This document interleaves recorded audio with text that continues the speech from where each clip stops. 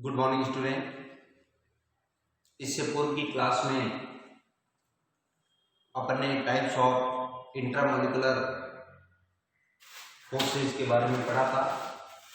4 प्रकार होते हैं: dipole dipole, dipole induced dipole, induced dipole, induced dipole और हाइड्रोजन बॉन्ड। आज की क्लास में अपन पढ़ेंगे आयरिंग मॉडल थ्योरी ऑफ लिक्विड। जो लिक्विड है उस लिक्विड की स्ट्रक्चर से रिलेटेड अलग अलग साइंटिस्ट ने अलग अलग प्रकार की थ्योरी दी और उसमें से एक थ्योरी आयरिंग ने दी जिसको बोलते हैं आयरिंग मॉडल थ्योरी। ये आयरिंग मॉडल थ्योरी जो वेरी इंपॉर्टेंट है, एग्जाम में क्वेश्चंस भी आता है, write the notes on Eyring model theory. तो देखो, ये जो थ्योरी है इस थ्योरी को किसने दिया है? आयरिंग ने दिया है। इसी कारण से इसको क्या कहते हैं? आयरिंग थ्योरी मॉडल के नाम से जाना जाता है। इस थ्योरी के अंदर क्या एक्सप्लेन किया गया है? इस थ्योरी के अंदर एक्सप्लेन किया गया है कि ये जो लिक्विड है, ये अगर कोई लिक्विड है, ये सपोज एक लिक्विड है जिसमें ये इस प्रकार से लिक्विड के कुछ पार्टिकल प्रेजेंट है। ये लिक्विड की जो पार्टिकल है ये इस प्रकार से पार्टिकल प्रेजेंट है। अब ये जो पार्टिकल है, लिक्विड की पार्टिकल, इस लिक्विड के पार्टिकल के बीच में कुछ ये स्थान होता है, ये बीच में कुछ खाली जगह होती है, कुछ रिक्त स्थान होता है जिनको क्या कहते हैं? होल कहते हैं, या इसको वैकेंट वॉल्यूम कहते हैं। क्या कहते हैं? वैकेंट वॉल्यूम के नाम से जाना जाता है।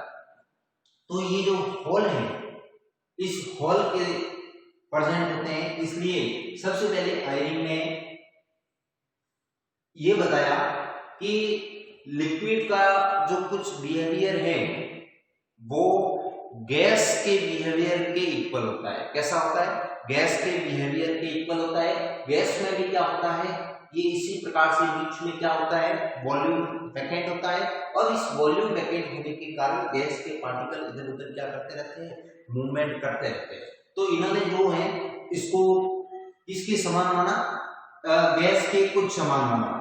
उसके बाद क्या है? It assumed in this theory that some of the lattice sites remain unoccupied by the molecules, indicating the concept of a hole. ये जो कुछ मॉलिक्यूल्स हैं, ये कुछ मॉलिक्यूल्स जो होते हैं वो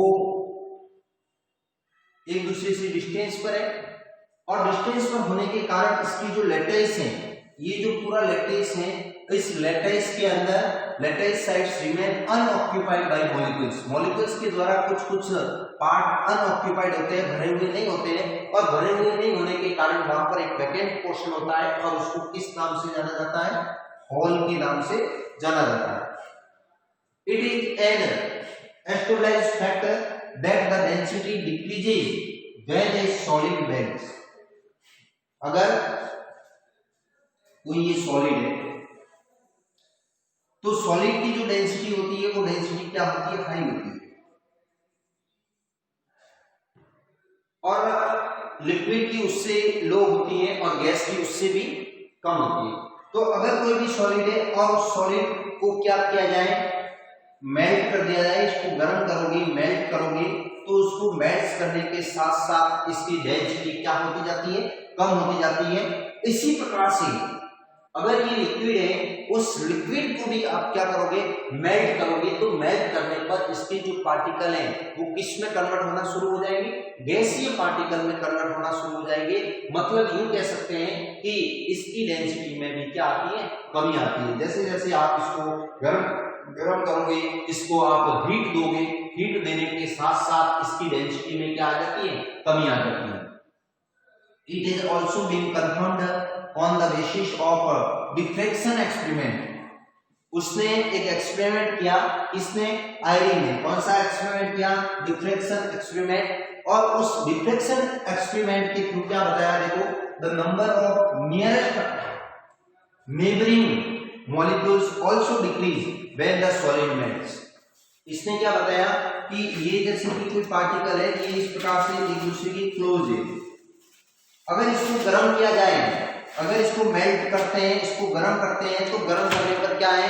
ये जो पार्टिकल है, ये पार्टिकल क्या हो जाएंगे, अगर इसको गर्म करोगे तो यही पार्टिकल जो नजदीक थे, एक दूसरे के क्लोज थे, वो कहां चले जाएंगे, एक दूसरे से दूर चले जाएंगे। मतलब इनके बीच की जो डिस्टेंस है वो बीच की डिस्टेंस क्या हो जाएगी, बढ़ जाएगी। तो यही यहाँ पर कहना चाहता है कि जो नेबरिंग मॉलिक्यूल्स हैं वो also decrease when the solid melts, जब किसी सॉलिड को मेल्ट्स करते हैं तो ये पास वाले जो मॉलिक्यूल्स हैं वो क्या चले जाते हैं, दूर दूर चले जाते हैं, उनके बीच में क्या हो जाता है, गैप हो जाता है। Such a decrease has also been observed in liquid, और ऐसी की ऐसी कंडीशन किसमें देखी गई है, ये ऐसी की ऐसी कंडीशन किसमें देखी गई है, लिक्विड के अंदर भी देखी गई है कि लिक्विड के पार्टिकल को भी, अगर लिक्विड के मॉलिक्यूल्स को भी गर्म किया जाता है तो एक पॉइंट तो क्या है, density of the liquid is also decrease as the density of the solid are decrease. दूसरा पॉइंट है कि the gap between the molecules in the liquid also increase as gap between the solid molecules, solid molecules के बीच में जो gap बढ़ रहा है उसी तरीके से लिक्विड मॉलिक्यूल्स के बीच का गैप जो है वो भी क्या हो जाता है, बढ़ता है। इस कंडीशन में जब टेम्परेचर राइज करते हैं, जब टेम्परेचर क्या करते हैं, बढ़ाते हैं, टेम्परेचर बढ़ाओगे तो इसके बीच का गैप बढ़ेगा, और इसके बीच का गैप बढ़ेगा तो कुल मिला के अपन कह सकते हैं कि डेंसिटी क्या हो जाएगी, कम हो जाएगी। If such facts are taken in account, the velocity of unoccupied setup of the lattice is stabilized. अब देखो जब इसके बीच में गैप बढ़ेगा तो स्पष्ट है कि इसकी वेलोसिटी भी क्या होगी, बढ़ जाएगी। जो मॉलिक्यूल्स हैं उस मॉलिक्यूल्स की जो वेलोसिटी है वो भी बढ़ जाती है। और दूसरी बात अपन यूं भी डायरेक्ट कह सकते हैं कि the kinetic energy of the molecules is directly proportional to the temperature. अगर टेम्परेचर इंक्रीज करोगे तो स्पष्ट है कि मॉलिक्यूल्स की काइनेटिक एनर्जी बढ़ेगी, और काइनेटिक एनर्जी बढ़ेगी तो उस कंडीशन में उसकी वेलोसिटी भी क्या हो जाती है, बढ़ जाती है। The viscosity of most of the liquid mainly depend on the volume, which can be explained by the hypothesis of liquid whole. अब देखो विस्कोसिटी की अगर बात करते हैं तो विस्कोसिटी किसे कहते हैं, ये विस्कोसिटी जो है किसी लिक्विड का एक प्रॉपर्टी है विस्कोसिटी। अगर जो लिक्विड है उस लिक्विड की जो पार्टिकल है वो पार्टिकल एक दूसरे के क्लोज है, एक दूसरे से बहुत घनिष्ठता से जुड़े हुए हैं और गाढ़ा द्रव बनता है, मीन्स उसकी विस्कोसिटी कम है और विस्कोसिटी हाई है।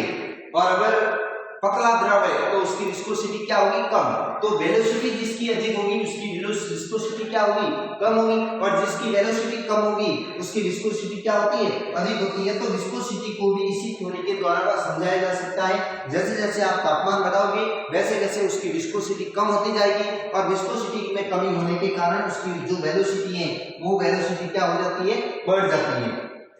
The diffraction and flow of the liquid are also explained in terms of the motion of the holes। मतलब ये होल्स क्या करते हैं, मूव करते हैं। ये जैसे ही आप तापमान बढ़ाओगे ये यहाँ आ जाएगा, यहाँ खाली जगह हो जाएगी, जब यहाँ से यहाँ आ जाएगा तो यहाँ पर रिक्त स्थान हो जाएगा। इस प्रकार से जो होल्स हैं वो होल्स जैसे जैसे तापमान बढ़ाते हैं वैसे वैसे ये होल्स क्या करते हैं, मूवमेंट करते रहते हैं, आगे से आगे बढ़ते रहते हैं। और लिक्विड के जो पार्टिकल है उस लिक्विड पार्टिकल के अंदर मूवमेंट जो है, मोशन है, वो मोशन होता रहता है, गति होती रहती है।